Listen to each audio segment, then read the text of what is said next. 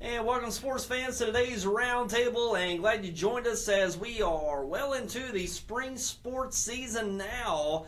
A few weeks in, certainly about a month into the spring sports season.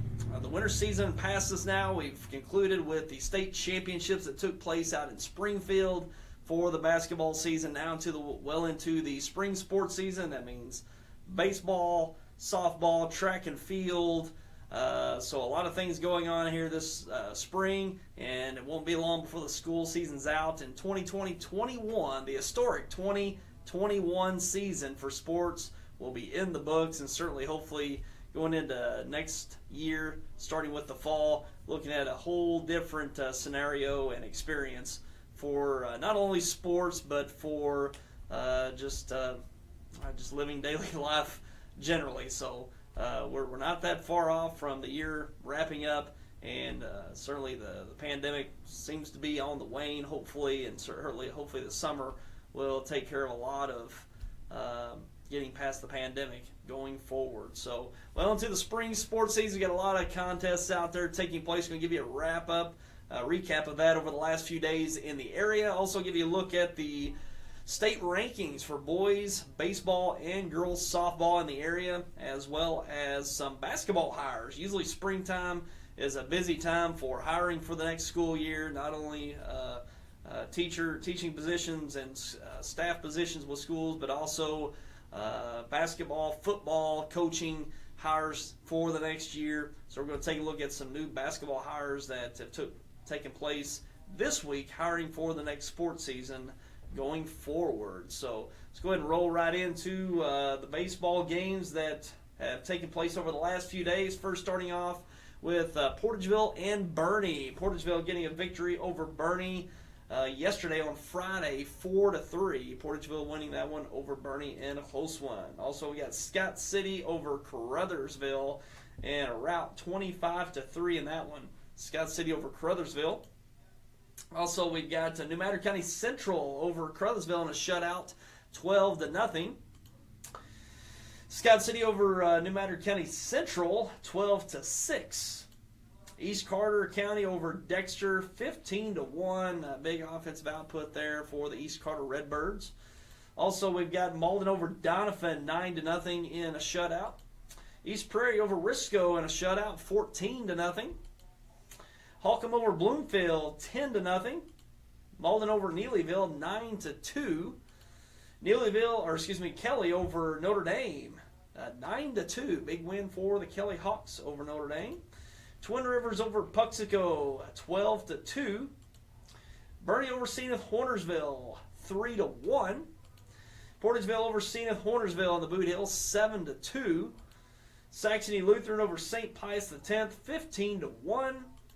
Meadow Heights over Woodland, 9-0. Neelyville over Doniphan, 6-2. Oran over Advance, 4-1. Saxony Lutheran over Bell City, 6-3. COOTER over CARUTHERSVILLE in a shutout, 15-0. Charleston over Delta, 16-0 in a shutout. Van Buren over Puxico, 7-4. Sykeston over Jackson in the CMO Conference in a close one, 11-10. Then we've got South Pemiscot over Risco, 14-4. Campbell over Naylor in a shutout, 7-0.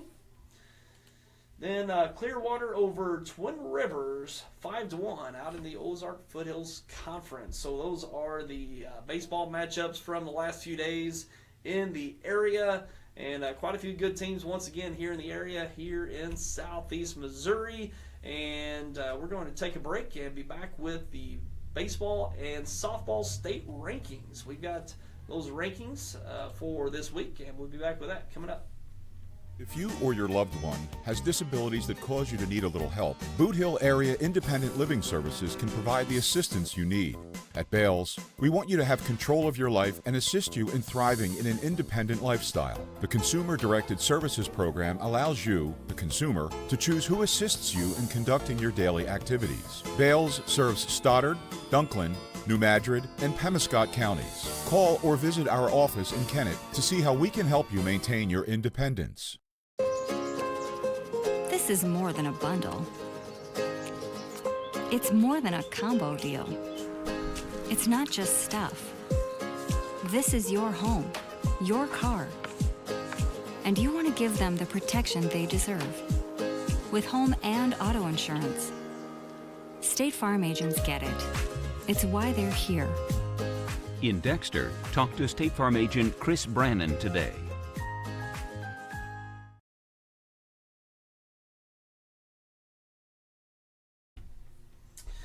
And welcome back, and now let's take a look at some state rankings for some high school baseball and softball for the state of Missouri. And in the latest poll, let's take a look at Class 1 for Missouri high school baseball. The Oran Eagles out in front, and certainly a mainstay in high school baseball in southeast Missouri. The Oran Eagles, multiple-time state champion up there at Oran, and leading the way this far into the season in Class 1 baseball in the top of the rankings at number 1, followed by Woodblue, also COOTER. We're down in Pemiscot County, right at the Arkansas border, one of the mainstays in high school baseball as well. They're at number 3, they're in the top 3, then followed by northwest of Hughesville, northwest of Cairo, they're at number 4 and 5, followed by La Plata, Advance Hornets, they're in the top 10 at number 7, then Green City, Bell City a share of their state titles as well, going back just a handful of years, within the last handful of years, 3 straight state championships there at Bell City, quite a run for them, and then followed by Billings at number 10. And in Class 2, Russellville at number 1, followed by Iberia, the Campbell Camels at number 3, followed by Marion C. Early, then the Chaffee Red Devils up the way at number 5, followed by Bismarck, Miller, Crane, Windsor, and South Pemiscot. South Pemiscot Bulldogs there in the top 10 in Class 2. In Class 3, Conway on top at number 1, followed by Forsyth, Saxony Lutheran, followed by Kelly, then Houston, Hartville, Skyline, Butler, Cleaver, and Licking. So a couple teams here in southeast Missouri, Saxony and Kelly there in the top 4 in Class 3.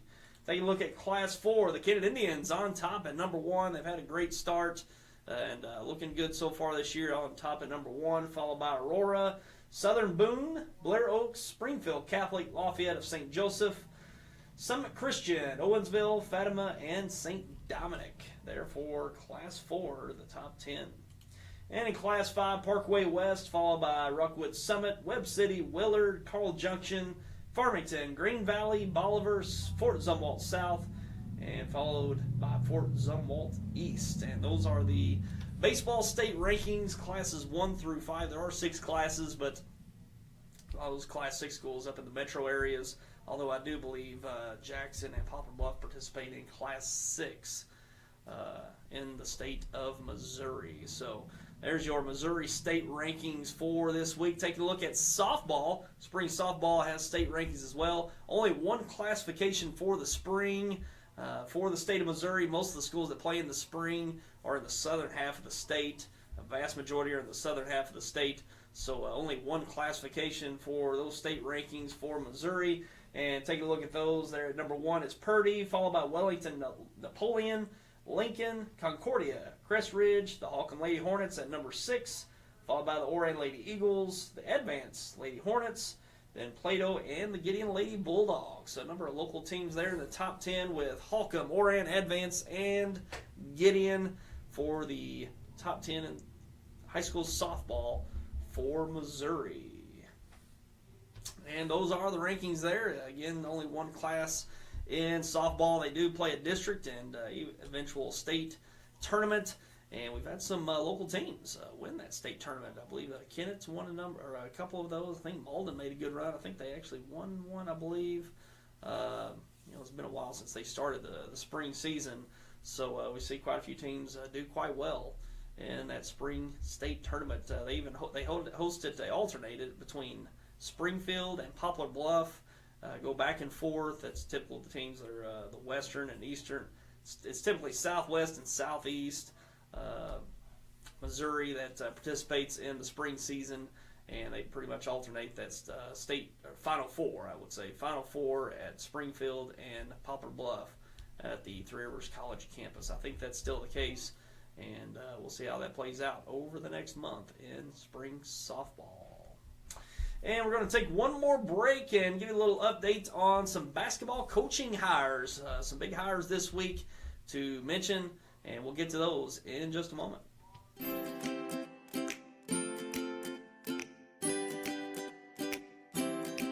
We want to make people feel warm and welcome when they walk into this facility. Being part of a community-based bank for me is the top priority. It's like you come in here and you're like, everyone knows your name kind of deal, you know? It feels pretty good, you know? And believe it or not, my kids even look forward to coming up here to the bank. So I am Matt Tanner. I'm Scott Kim. I'm Becky. I am Dickie. And I am. And I am First State Community Bank. A few days ago, we had a customer come by the Kent dealership looking for a new truck. I had a really good visit with Phil and our salesman. Phil had his Army t-shirt and Army cap on, retired military. We're so proud of our troops, our active and veterans like Phil. Phil left in his new truck. We all enjoyed the visit. Best price, best service. Glenn Sane, and God bless our troops.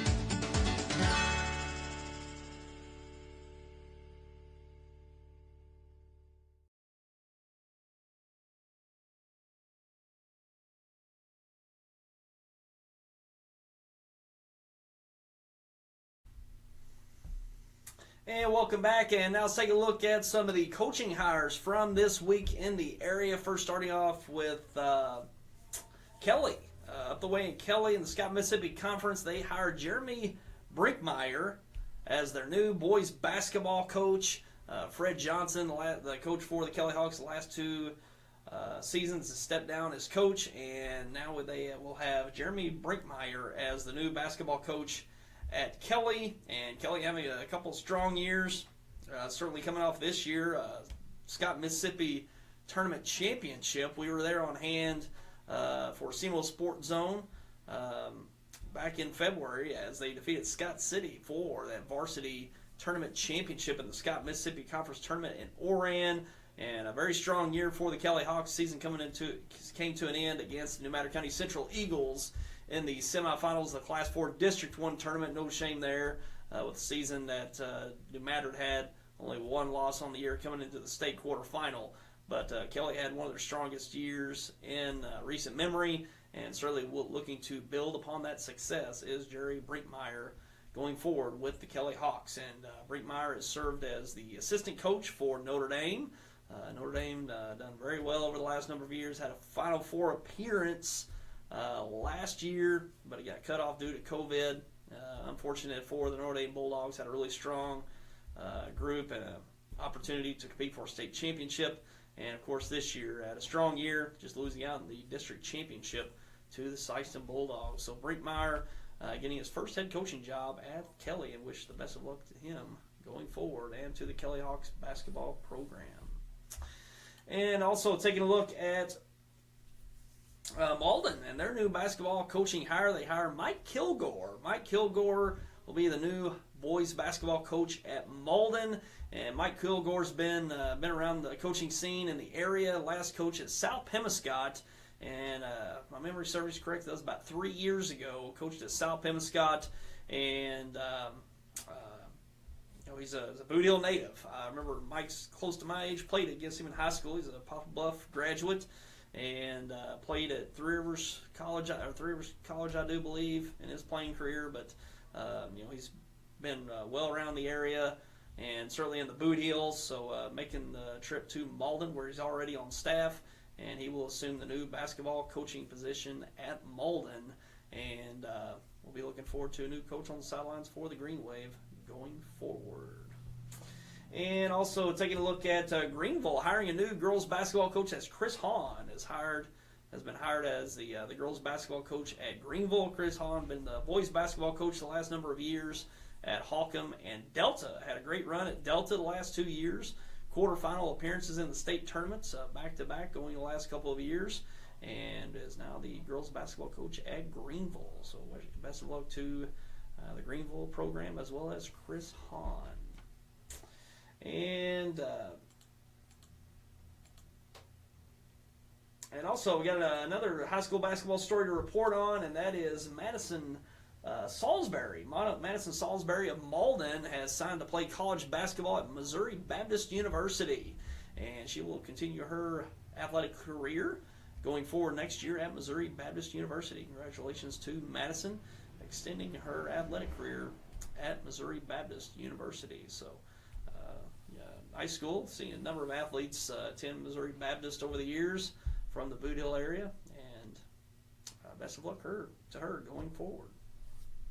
And that's the hires and other news in the area for this week. Not a whole lot of coaching positions out there in high school basketball. Typically, we see a good handful, sometimes 5 to 10 positions open up, and sometimes that's a domino effect. You see 2 or 3 openings early on, and then those are filled from other schools that coaches are at different schools. They fill those, and then that starts a domino effect, having to fill the positions that were vacated for other positions. But we haven't had a whole lot of that this year. Only about 3 to 4 hires so far, or openings that were out there.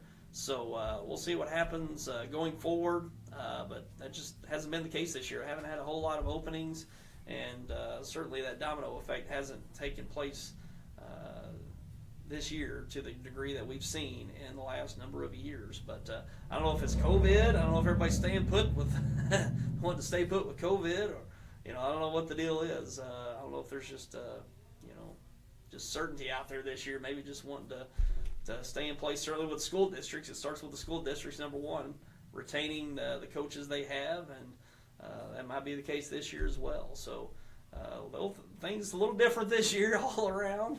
And I don't think we should expect any different, certainly as the pandemic continues on and we can get past it. And, I don't know even what's normal anymore. We talk about return to normalcy. Who knows what normal was or what it will be going forward. So we'll see how it all plays out. But, that's just how it is so far this season. And other news, Poplar Bluff Lady Raiders basketball team wins the regional championship, and they are advancing on to the national tournament. I think I saw where that's taking place in Omaha, I believe. I may have saw that wrong, but I think it's in Omaha, and they are in the hunt for that national championship and winning the regional championship, Region 16, I believe it is, and competing on the national level for that national title. And if you remember back, Shelly Mosby, star basketball guard with the Dexter Lady Bearcats, she won the MVP of the regional tournament, and she's a big part of that team, leading that team on their journey for a potential national title. It's very exciting for the Lady Raiders basketball team being in the national tournament and having a shot at that national title. So congratulations to Shelly Mosby winning MVP of that region, and moving on to certainly look for a great finish in the national tournament. Shelly Mosby in her sophomore year now, her second year there at Three Rivers College, and certainly going to have the ability and capability, opportunity to move on to the next level for her future junior and senior seasons at another school. So wish the best of luck to her and the Lady Raiders moving forward to chase that national championship. And that's all we got for you for today. We're going to keep you updated. It's been a few weeks since we've had a roundtable here. Had some things took some weekends off to do some traveling and stuff. It's been a long season, so finally get a little bit of time to do some traveling on the weekends, see family and whatnot. So taking that opportunity the last few weeks, but certainly want to be here for the roundtable going forward to the end of the school season, the school year. And we typically wrap up the roundtable in late May, pretty much right in line with the school year, as we'll take you into the state tournaments across the board in softball, baseball, keep you updated there. And once school lets out, we let out for the summer and then look to come back in the fall. So a little bit more time left to bring to you here on the roundtable for the pandemic season of 20 and 21.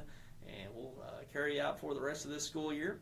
And we'll look forward to seeing you next time. And until then, I'm Tyler Wagner, and have yourself a great weekend. Take care. If you or your loved one has